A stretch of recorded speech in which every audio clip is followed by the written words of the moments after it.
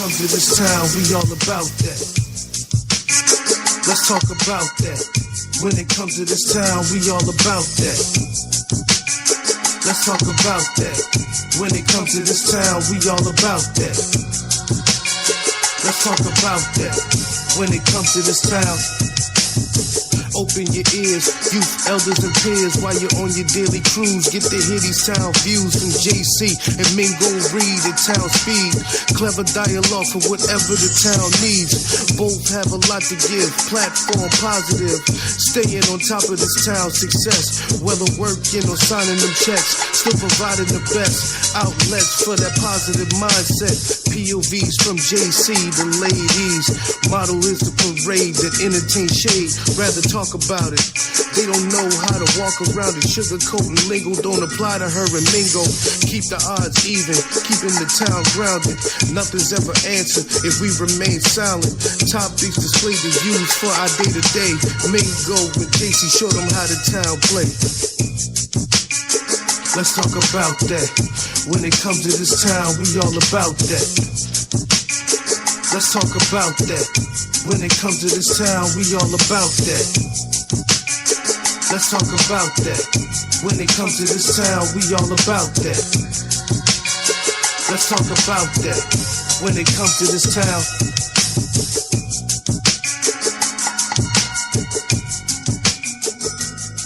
All right. You are listening to All Things Town. I'm your host, JC, and I got my co-host right here in me. Oh, yeah. We here with...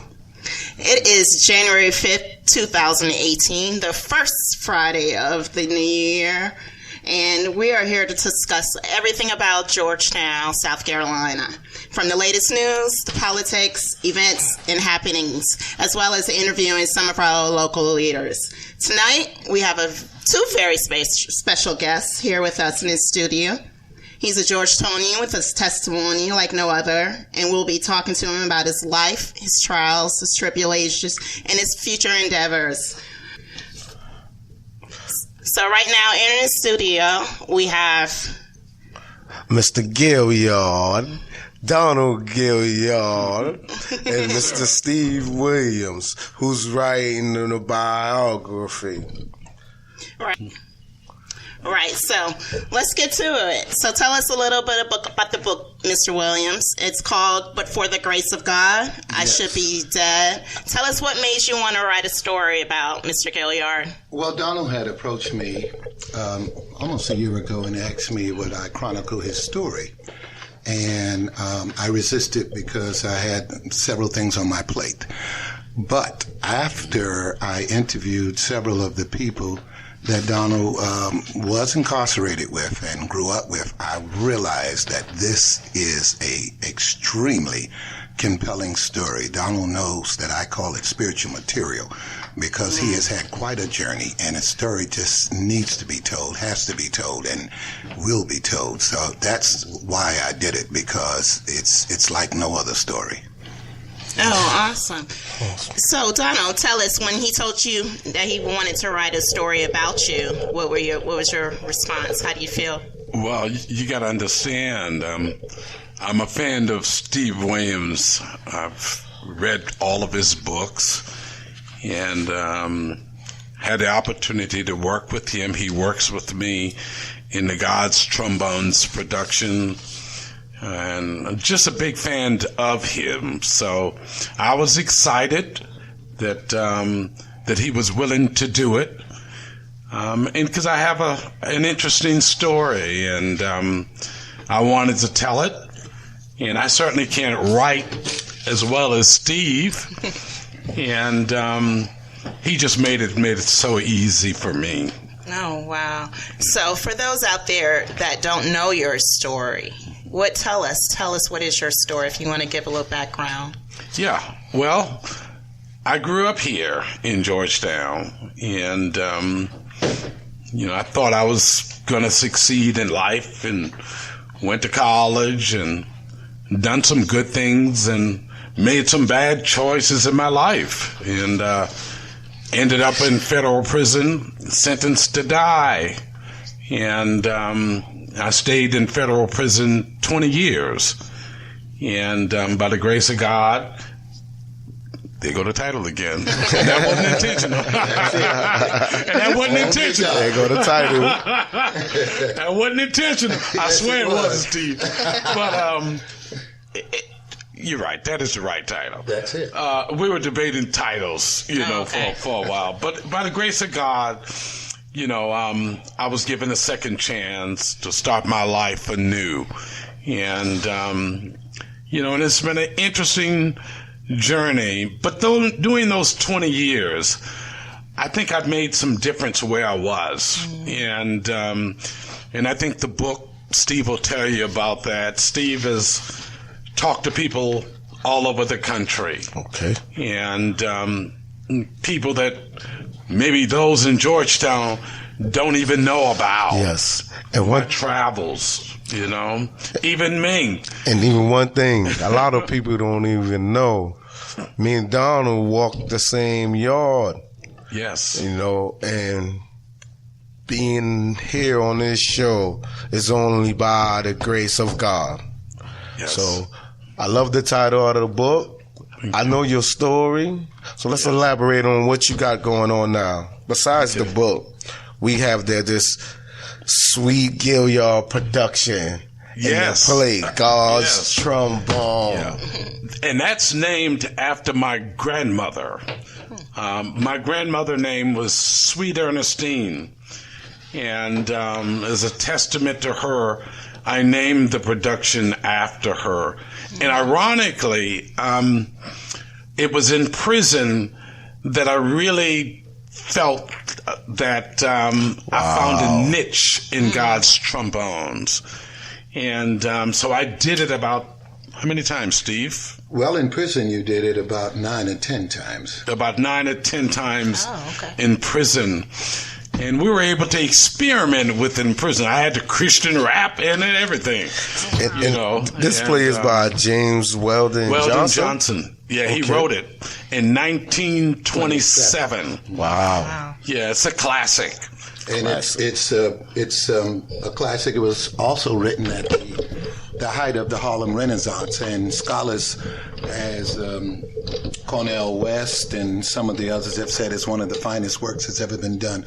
But if you don't mind, I'd like to go back and talk just a little bit about Donald's life. Oh, absolutely. Donald was born and raised here in Georgetown.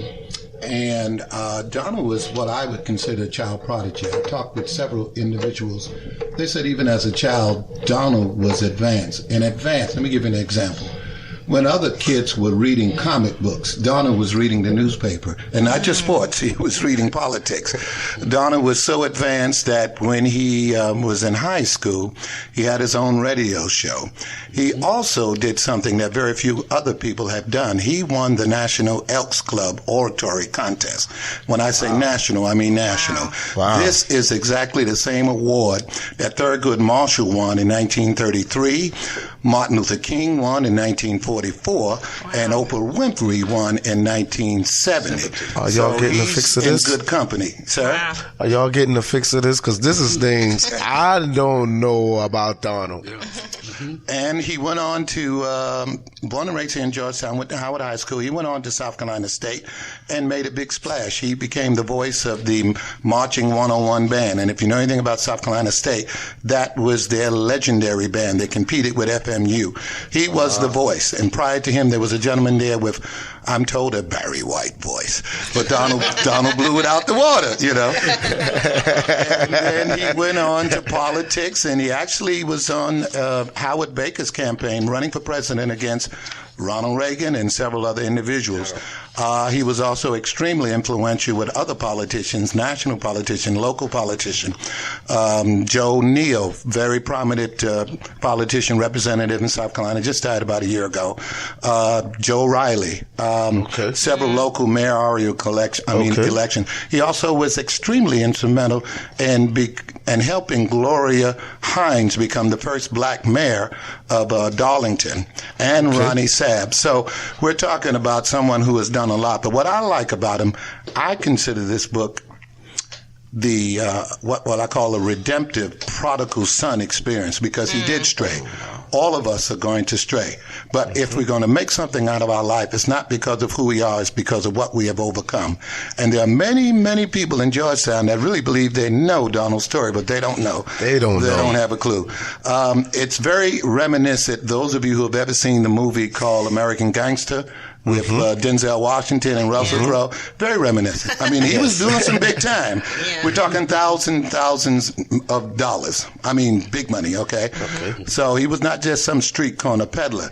But God saw fit to use him. And that's why I'm calling this book, But for the Grace of God. But for the grace of God. Yeah, and because, I'm sorry, the Bible says that Paul and David and Solomon and so many others who were biblical giants, but when it comes to righteousness and worthiness, they were dwarfs. So no one could actually say we are worthy, but God equips you, and God equipped Donald at a very early age, and now he's just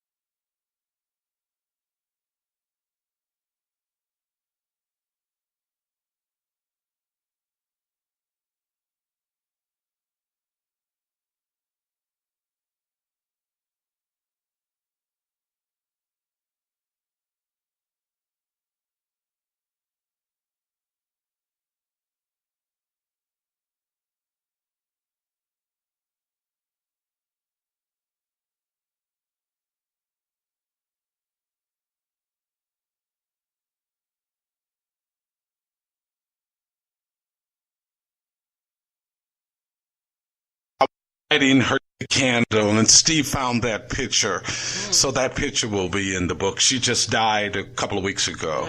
But the book closes with a quote. Okay. You want to tell them the quote? No, you tell them the quote. Donald was talking with her for her birthday, 103 years. She said, Donald, this is what I need you to do. I need you to understand that there is no fault in falling down. But when you fall down, you better get up, dust yourself off, and get back in the race. And that's what he's done. And when I say get back in the race, he's been a blessing to a lot of people. I'm talking about raising money for churches and charities to the tune of $10,000, $15,000 an event. Wow. Okay, so I got a question, Donald. Yes. From going from being in this enlightened kid to going to prison, coming back, and readjusting and becoming a pioneer in our own neighborhood. Tell a little people about that transition and how you was able to maintain that and be this iconic figure that you are. Well, I appreciate you saying being an iconic figure, but you know, I've made some mistakes. You know, things hadn't been perfect for me, but by that grace. By that grace. But for the grace. You know, I knew for a fact that God had to have a covenant on me. So when I started going down that slippery slope, God just seemed to grab me back and say, you got something to do. Let's go. You got some work to do. Let's go. And, so I'm excited. You know, I'm married now. Yes, congratulations. Congratulations. You know, I really wouldn't have marrying type. Okay,